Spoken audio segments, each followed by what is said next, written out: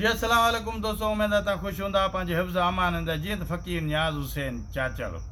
ऐं दोस्तों अल्हम्दुलिल्लाह मुंहिंजा बचड़ा भाटिया मुंहिंजा ज़ामिन गुल मुज़मिल गुल जेको आहे ॻाइनि पिया बहितरीनु अल्हम्दुलिल्लाह मोट सुठी मिली आहे। ऐं इंशाअल्लाह घोटकी में असां वाक़ई मिठल फ़क़ीर चाचड़ जेको बाबा जी दरगाह आहे असांजे हिते असां JJW Ghotki sugar mill road खां बिल्कुलु असां क़रीबी वेठा आहियूं अल्हम्दुलिल्लाह। ऐं इंशाअल्लाह तव्हांखे नेक्स्ट जेको आहे हर वीडियो तव्हांखे यूट्यूब ते तव्हांखे असांजो मिलंदो रहंदो इंशाअल्लाह। उमेदु आहे तव्हां दोस्त ख़ुशि हूंदा, पंहिंजे हिफ़्ज़ अमान हूंदा।